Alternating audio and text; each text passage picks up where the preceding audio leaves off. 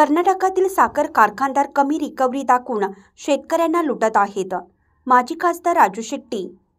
बोरगावात शेतकरी मेळावा संपन्न. ऊस दरासाठी थिणगी पेटणार. महाराष्ट्र राज्यातील साखर कारखानदारांची रिकव्हरी अधिक आहे, पण कर्नाटक राज्यातील साखर कारखानदार कमी रिकव्हरी दाखवून शेतकऱ्यांची आर्थिक पिळवणूक करत आहे. साखर मंत्र्यांनी याकडे लक्ष देणं गरजेचं आहे.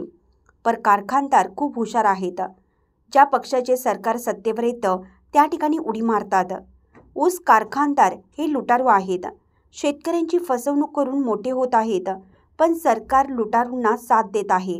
सरकार शेतकऱ्यांच्या मागे उभे न राहता ते कारखानदार यांच्या मागे राहतं, कारण त्यांना राजकारणासाठी रसद पुरवली जाते. काटामारी वाहतुकीच्या अंतरमध्येही शेतकऱ्यांची फसवणूक केली जात आहे. 1 टनापासून 7,000 मिळवणारे कारखानदार शेतकऱ्यांना मात्र केवळ 3,000 रुपये देऊन उपकाराची भाषा करत आहे, असे प्रतिपादन माजी खासदार राजू शेट्टी यांनी केलं. ते बोरगाव निप्पाणी येथे स्वाभिमानी शेतकरी संघटना व कर्नाटक राज्य रयत संघटनेच्या ऊस परिषदेत बोलत होते. अध्यक्षस्थानी अण्णासाहेब पवार हे होते. शेट्टी पुढे म्हणाले, जागतिक बाजारात साखर, इथेनॉलला मोठी मागणी आहे. ऊसापासून वीज, गॅस व इतर उत्पादने करण्यात येत आहे, पण शेतकऱ्यांना ऊसाला दर देणं शक्य होत नाही. ऊस वाहतूकदार, ऊस तोडणारे कारखानदार, पतसंस्थाधारक शेतकऱ्यांना लुटत आहेत.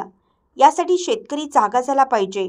शेतकऱ्यांची एकजूट दाखवण्यासाठी 16 ऑक्टोबरच्या 24व्या ऊस परिषदेमध्ये जयसिंगपूर येथे येण्याचं आवाहन केलं. कर्नाटक रयत संघाचे अध्यक्ष गणेश इळीगार म्हणाले, कर्नाटक राज्याचे साखर मंत्री शिवानंद पाटील यांनी शेतकऱ्यांना फसवलं आहे. ऊसाला योग्य भाव व FRP प्रमाणे दर देऊ असं सांगून खोटी आश्वासनं दिली आहेत. यासाठी आपण लवकरच मुख्यमंत्री यांच्याशी भेट घेऊन शेतकऱ्यांना न्याय मिळवून देण्यासाठी प्रयत्न करणार असल्याचं सांगितलं. प्रारंभी उपस्थितांचे स्वागत शीतल सोभाणे तर प्रास्ताविक राजू खिचडे यांनी केलं. कार्यक्रमाची सुरुवात शेतकरी गीताने करण्यात आली. त्यानंतर मान्यवरांच्या हस्ते दीप प्रज्वलन करण्यात आलं. यावेळी बोरगाव शेतकरी संघटना व ग्रामस्थांच्या वतीनं माजी खासदार राजू शेट्टी व मान्यवरांचा सत्कार करण्यात आला. रमेश पाटील, तात्यासाहेब केस्ते, बंटी पाटील, अभिजित बिरनाळे यांनी मनोगत व्यक्त केलं. यावेळी शेतकरी नेते सुनील नांगरे पाटील, परमपूज्य दरीखान आजा, बसण्णावर, रमेश मालकावे, पंकज तिप्पण्णावर, विजापूरचे चव्हाण साहेब, तात्यासाहेब केस्ते, अजित रुट्ट, नयनेश पाटील, आदिनाथ जंगटे, अभय पाटील, सुभाषित चौगुले, शिशिर सातपुते, बाबू इचलकरंजे, भरत हवले, पिंटू चौगुले, संदीप चिपरे, अक्षय पवार, अभिनंद फिरगण्णावर, पोपट पाटील यांच्यासह स्वाभिमानी शेतकरी व रयत संघाचे पदाधिकारी, शेतकरी व शहरवासीय उपस्थित होते. शिवाजी भोरे यांनी आभार मानले. बोरगावहून मुख्य संपादक प्रशांत कांबळे.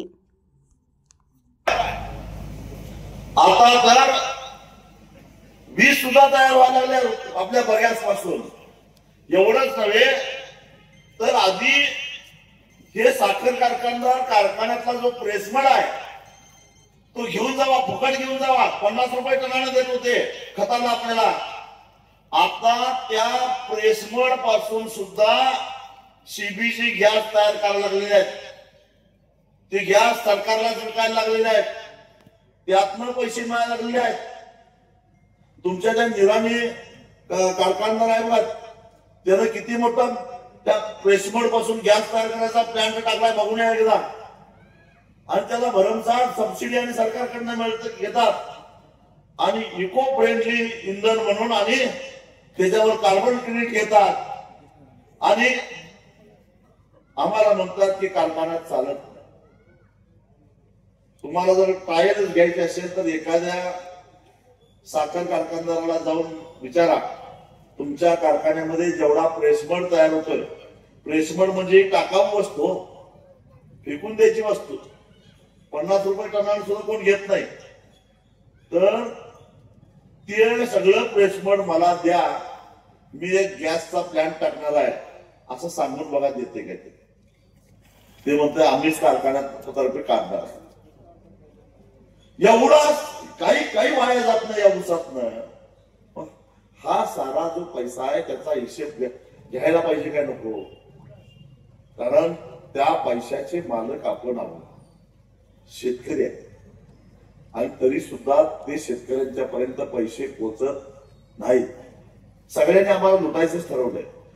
ऊस वाहतूक करणाऱ्यांनी लुटायचं, तोडणाऱ्यांनी लुटायचं, ऊसाचं साखर करणाऱ्यांनी लुटायचं, परत बँकांनी लुटायचं, सगळ्यांनी लुटायचं. म्हणून जरा आता शेतकऱ्यांनी जागं व्हायची वेळ आलेली आहे. ರೈತ ಯಾವತ್ತಾದರೂ ಸ್ವಾಭಿಮಾನಿ ಅಲ್ಲ. ಆದರೆ ರೈತನೇ ರಾಷ್ಟ್ರದ ಬೆನ್ನೆಲುಬು ಅಂತೇಳಿ ಇವತ್ತಿನ ಇತಿಹಾಸ ಹೇಳಿದಂತ ಸಂದರ್ಭದಲ್ಲಿ ಈಗಿನ ರಾಜಕಾರಣಿಗಳು ರೈತನ ಬೆನ್ನಿನ ಮೇಲೆ ನಿಂತ ಕೇಸಿಂದ ರಾಜಕಾರಣ ಮಾಡುವಂತ ಪ್ರಸಂಗ ನಮಗೆ ಬಂದೈತಿ. ಅದು ದುರಾದೃಷ್ಟಕರ. ಯಾಕೆ ಈ ಮಾತು ಹೇಳ್ತಾ ಇದ್ದೀನಿ ಅಂದ್ರೆ